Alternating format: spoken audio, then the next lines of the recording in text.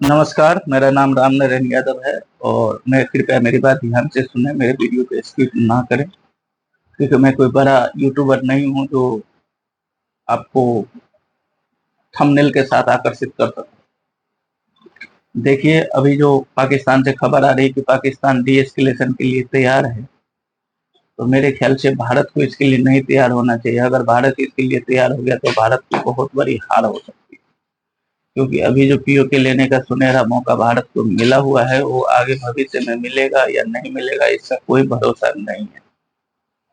क्योंकि अभी जो भटिंडा में जो प्लेन गिरा है, वो पाकिस्तान पहले से कह रहा है कि हमने राफेल को भटिंडा में गिरा दिया। असल में वो राफेल नहीं, वो F-16 है और भारत सरकार इसलिए उसको कंफर्म नहीं कर रहा है कि ये F-16 है, क्योंकि अमेरिका का अभी भारत को साथ चाहिए और अमेरिका सपोर्ट में भी है। अगर भारत सरकार बता देता है, कंफर्म कर देता है या सबूत इंटरनेट पे छोड़ देता है कि ये F-16 है, तो अमेरिका का इस बात से नुकसान हो सकता है। इसलिए जो है भारत सरकार ये नहीं कर पा रहा है।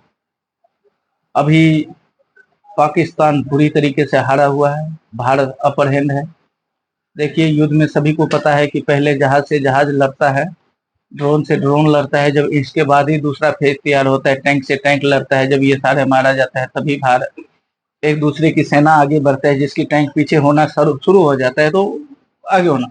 तो अभी इस लड़ाई में तो हवाई लड़ाई में, मिसाइल की लड़ाई में, सब चीज में भारत आ गया। देखिए, अभी अमेरिका को भी समझाने का बहुत अच्छा मौका है, क्योंकि अमेरिका और चीन का कोई भी लड़ाई नहीं है, सिर्फ एक बात की लड़ाई है, बादशाहत का। अमेरिका बादशाह बने रहना चाहता है और चीन चाहता है कि मैं बादशाह बनूं। अगर भारत सरकार चाहे तो अमेरिका को ये समझा सकता है कि देखो, CPEC में बेल्ट एंड रोड जो है चाइना का, उसको नाकामयाब करके हम चाइना को अरबों डॉलर का सेटबैक दे सकते हैं।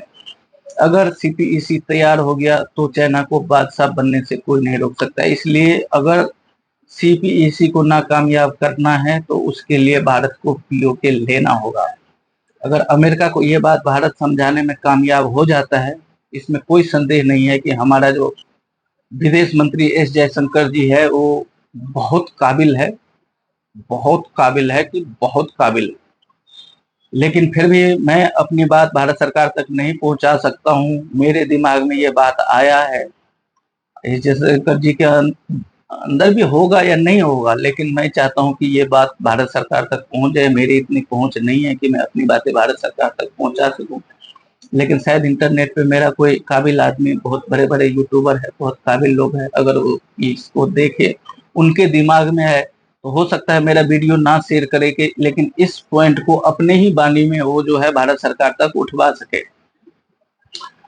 और भारत अभी अगर POK ले लिया तो चाइना का पाकिस्तान से जो रास्ता मिल रहा है वो रास्ता खत्म हो जाएगा, अरब सागर का उसका रास्ता खत्म हो जाएगा। सबसे बड़ी फायदा है कि भारत सरकार को खुद अफगानिस्तान से सीधा बॉर्डर लग जाएगा और सेंट्रल एशिया का रास्ता मिल जाएगा। भारत भी बहुत बड़े पैमाने में कम लागत में जो ट्रांसपोर्टेशन होता है, बहुत ज्यादा बिजनेस भारत का भी हो जाएगा।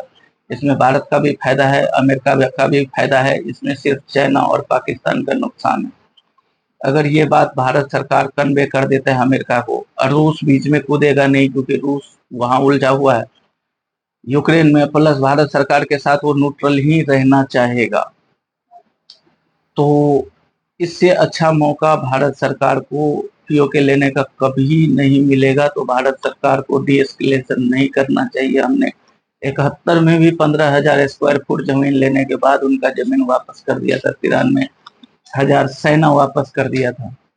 तो पहले वाला गलती अगर भारत करता है तो फिर जीवन में मेरे ही ख्याल से वो और आगे कुछ नहीं कर पाएगा, क्योंकि इस हार के बाद पाकिस्तान सबक लेगा और पाकिस्तान सोचेगा और वो अपनी तैयारी करेगा। दुश्मन को कमजोर समझना बेवकूफी है।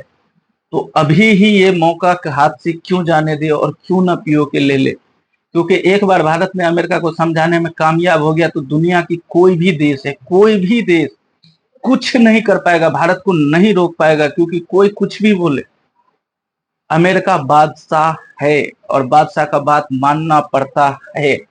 और बादशाहत की तरफ चाइना बढ़ रहा है, ये भी मानना पड़ेगा लोगों को, और लोग मानते भी हैं। और 71 के युद्ध हो, चाहे कारगिल के युद्ध हो, चाहे 65 के युद्ध हो, हमारे साथ अमेरिका नहीं था, हमारे साथ अरब देश नहीं था, मुस्लिम कंट्री नहीं था।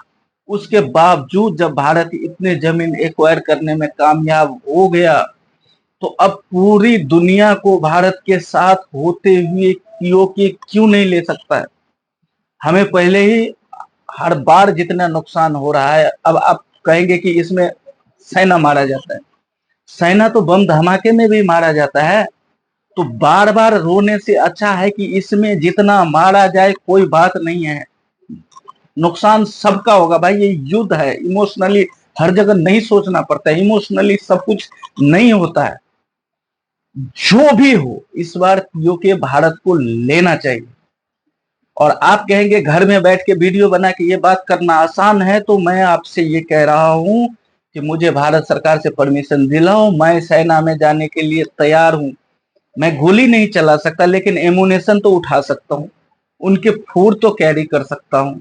अगर युद्ध में कोई पुल टूट जाता है, जल्दबाजी में बनाना, उसमें मैं लेबर का काम तो कर सकता हूँ। मैं बहुत तरीके से भारत सरकार के काम आ सकता हूँ। तो मैं सिर्फ वीडियो बना के नहीं कह रहा हूँ, मैं दिल से कह रहा हूँ कि हमें इस बार किसी भी हाल में पीओके लेना चाहिए, पीओके के छोड़ना नहीं चाहिए। इससे अच्छा सुनहरा मौका नहीं मिलेगा। हर तरफ से भारत का बेनिफिट है। सिर्फ अमेरिका को ये कन्वे करना पड़ेगा कि बेल सीपीईसी उनका बर्बाद करना है। और सबसे बड़ी बात है, भारत को भी बादशाहत मिलेगा अगर सेंट्रल एशिया का सीधा रास्ता मिल जाता है तो। नमस्कार। जो भी आप काबिल लोग हैं, जो आपका लाखों में फॉलोअर है, कृपा करके अगर मेरा वीडियो आप आगे नहीं बढ़ा सकते, तो मैंने जो कहा है ये बात अपनी वाणी में या अपनी ट्वीट में करके कृपा करके एक बार इसको आगे बढ़ा दीजिए। नमस्कार, धन्यवाद।